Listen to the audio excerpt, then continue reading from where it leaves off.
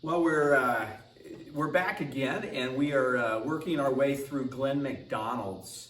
In fact, we're almost finished with Glenn MacDonald's book entitled "The Disciple Making Church: From Dry Bones to Spiritual Vitality." We are in chapter 13. It is a chapter that focuses on a spirit of both servanthood and stewardship. We're going to take up stewardship next week. But this week we're going to focus a bit on servanthood, what that word means, and some examples how we have encountered that in and through MacDonald's book, The Disciple Making Church, as we go out into the world, as we are encouraged in Matthew chapter 28 to go out and to make disciples.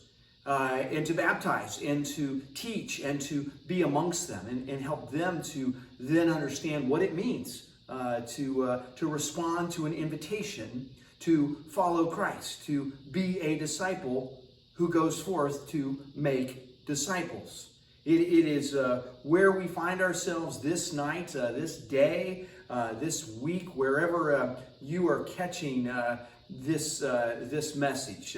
Wherever you have clicked on and found yourself. So we're looking at servanthood, and we're coming to understand what that means to use the gifts that we have been given, the gifts that I have been given, the gifts that you have been given, the gifts that we have been given, my gifts, your gifts, and then our gifts together as we journey in and through the church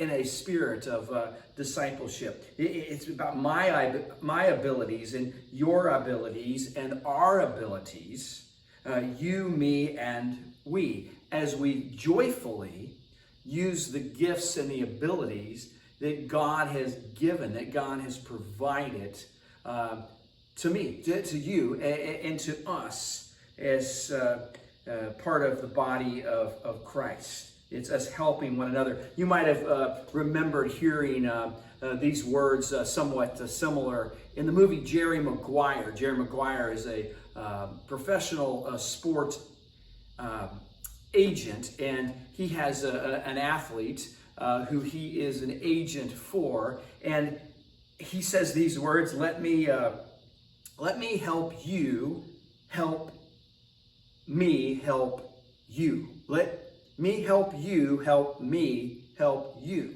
That's what it means really for us to be engaged together in discipleship, as we help one another, as we use the gifts and the abilities that we have been given, so that we might continue to not only share the good news, but that we might also be the good news. So in word and deed, as we focus on the world around us.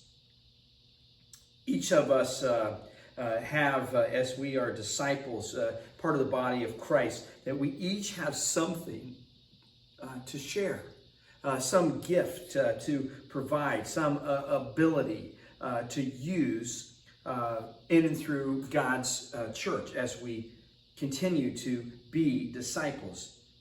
And what we have to offer might not seem all that important or all that useful, but we need to know that each and every member of the body of Christ is important and still has a gift and still has an ability to contribute, to share, not only with one another, but with the world that so desperately needs to know and experience the good news.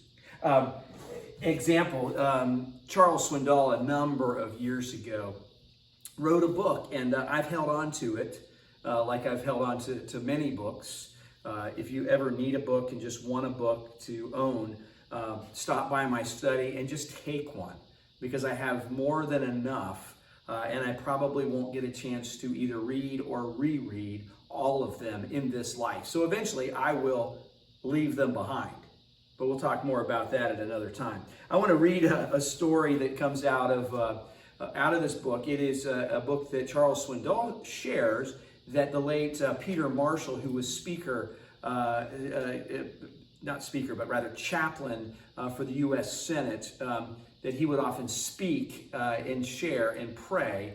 And so he shared these words once, entitled "The Keeper of the Spring." So join with me and listen to these words. The late Peter Marshall, an eloquent speaker and for several years chaplain of the U.S. State Senate, used to love to tell the story, "The Keeper of the Spring."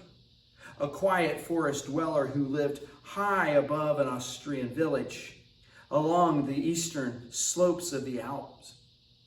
The old gentleman had been hired many years ago by a young town council to clear away the debris from the pools of water up in the mountain crevices that fed the lovely spring flowing through their town.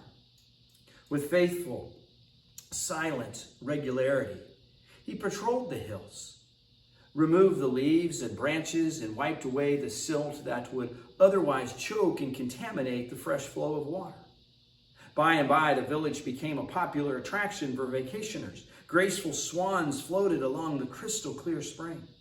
The mill wheels of various businesses located near the water turned day and night. Farmlands were naturally irrigated, and the view from the restaurants, it was picturesque beyond description. Years passed, and one evening the town council met for its semi-annual meeting. As they reviewed the budget, one man's eye caught the salary figure being paid to the obscure keeper of the spring. Said the keeper of the purse, "Who is the old man? Why do we keep him on year after year? No one ever sees him. For all we know, the strange ranger of the hills is doing us no good. He isn't necessary any longer." By a unanimous vote, they dispensed with the old man's services. For several weeks, nothing changed. By early autumn, the trees began to shed their leaves. Small branches snapped off and fell into the pools, hindering the rushing flow of sparkling water. One afternoon, someone noticed a slight yellowish-brown tint in the spring. A couple days later, the water was much darker. Within another week, a slimy film covered sections of the water along the banks, and a foul odor was soon detected. The mill wheels moved slower. Some finally ground to a halt. Swans left, as did the tourist. Clammy fingers of disease and sickness reached deeply into the village. Quickly, the embarrassed council called a special meeting, realizing their gross error in judgment, and they hired back the old keeper of the spring. And within weeks, the veritable river of life began to clear up. The wheels started to turn, and new life returned to the hamlet in the Alps once again. Fanciful though it may be, the story is more than an idle tale. It carries with it a vivid, relevant analogy directly related to the times in which we live. What the keeper of the spring meant to the village, Christian servants mean to our world. The persevering, taste-giving, taste-giving bite of salt mixed with the illuminating, hope-giving ray of life may seem feeble and needless, but God help any society that attempts to exist without them. You see, the village without the keeper of the spring is a perfect representation of the world system without salt and light. The keeper of the spring. And MacDonald has helped us with some words, some images as we have moved through the marks of discipleship. A heart for Christ alone, a mind to be transformed by the word, and arms for prayer and knees, arms of love and knees for prayer rather, and a voice to speak the good news, and now a spirit of stewardship, a spirit of servanthood as we tie this together. And these are challenging times, continue to be, and probably will be. So the church so desperately needs to know the good news of the gospel.